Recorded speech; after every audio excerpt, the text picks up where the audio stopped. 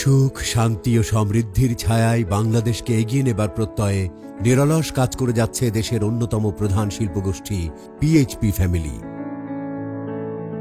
বিভিন্ন ব্যবসায়িক ও শিল্প উদ্যোগ গ্রহণের পাশাপাশি শিল্পায়নের ফলে সৃষ্ট পরিবেশ দূষণ এবং জলবায়ু পরিবর্তনের প্রভাব মোকাবেলা, শিল্প বর্জ্য ব্যবস্থাপনা এবং পরিবেশ বান্ধব শিল্প পণ্য উৎপাদন পিএইচপি পরিবারের অন্যতম ব্যবসায়িক নীতি। পরিবেশ রক্ষার অঙ্গীকারে পিএইচপি পরিবারের অন্যতম একটি প্রকল্প পিএইচপি প্লান্টেশন প্রজেক্ট। এই বনায়ন কার্যক্রমের মূল উদ্দেশ্য পরিবেশ ও জীববৈচিত্র্য সংরক্ষণ, ক্ষয়ে যাওয়া পাহাড়ি ভূমি বনায়ন, দেশি প্রজাতির বৃক্ষের বাগান সৃজনের মাধ্যমে প্রাকৃতিক পরিবেশ ও বিভিন্ন ধরনের পশু পাখির নিরাপদ আবাসস্থল সৃষ্টি, বন বিষয়ক শিক্ষা ও গবেষণার সুযোগ সৃষ্টি এবং কর্মসংস্থানের সুযোগ সৃষ্টি করা।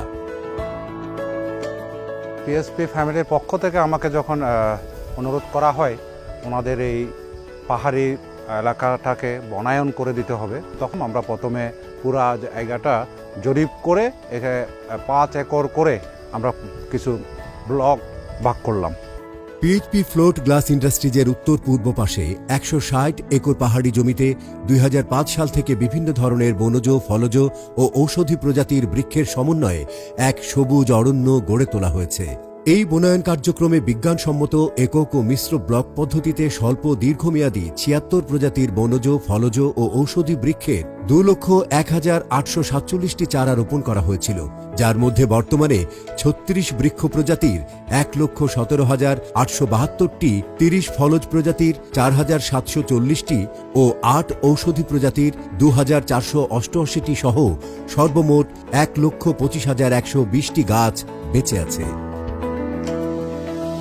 যেহেতু আমি একজন একাডেমিশিয়ান, একজন গবেষক, আমি আমার এই জায়গায় বাংলাদেশের যে বিরল প্রজাতির, বিপন্ন প্রজাতির কিছু কিছু গাছ সহ আবার যেগুলি স্বল্পমেয়াদী, দীর্ঘমেয়াদী, এভাবে বিভিন্ন বনজ, ফলজ, ঔষধি গাছের একটা সমারোহ সৃষ্টি করার জন্য আমি নিজে প্ল্যান করেছি।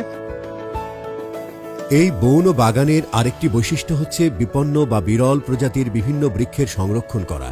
এর মধ্যে লাল চন্দন, সিভিট, বাঁশপাতা, মহুয়া, কাউফল, খয়ের, তুন, বনগাব, পিতরাজ, হিজল, কেরং, জাফরান ও তেজপাতা উল্লেখযোগ্য।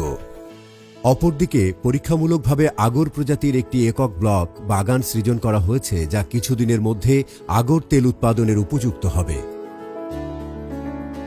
পাহাড়ের যে ভূমির উপযুক্ততা বলি আমরা, কোন গাছগুলি কোথায় হবে, পাহাড়ের উপরের দিকে কোন গাছগুলি ভালো হবে, নিচে কি গাছ ভালো হবে, সেটার একটা প্ল্যান করে আমরা বনায়নটা এখানে করেছি।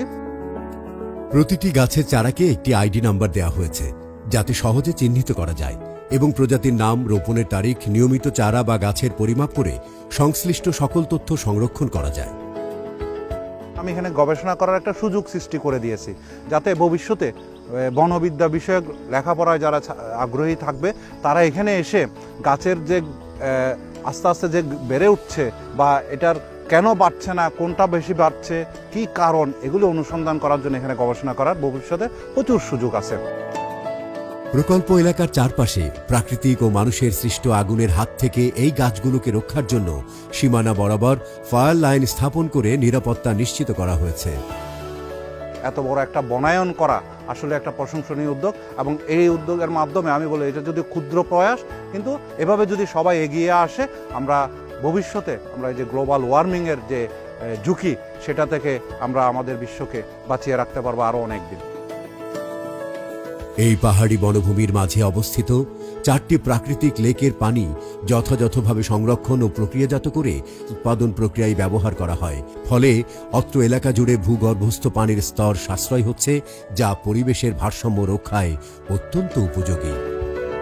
পিএইচপি ফ্যামিলি আমাদের প্রিয় মাতৃভূমি এবং ভবিষ্যৎ প্রজন্মের জন্য একটি সমৃদ্ধ বাংলাদেশ গড়ার প্রত্যয়ে পরিবেশগত মান উন্নয়নে বিভিন্ন কর্মসূচি গ্রহণ, সহায়তা প্রদান এবং উৎপাদন সংশ্লিষ্ট সকল কর্মকাণ্ডের পরিবেশগত প্রভাবসমূহ বিশ্লেষণ করে যথাযথ ব্যবস্থা গ্রহণ করতে সর্বদাই প্রতিজ্ঞাবদ্ধ।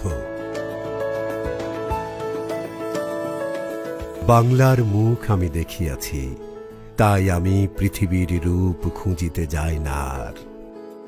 অন্ধকারে জেগে উঠে ডুমুরের গাছে চেয়ে দেখি ছাতার মতো বড় পাতাটির নিচে বসে আছে ভোরের দোয়েল পাখি। চারিদিকে চেয়ে দেখি পল্লবের স্তূপ, জাম, বট, কাঁঠালের, হিজলের, অশ্বত্থের করে আছে চুপ। এমনি হিজল, বট, তমালের নীল ছায়া বাংলার অপরূপ রূপ।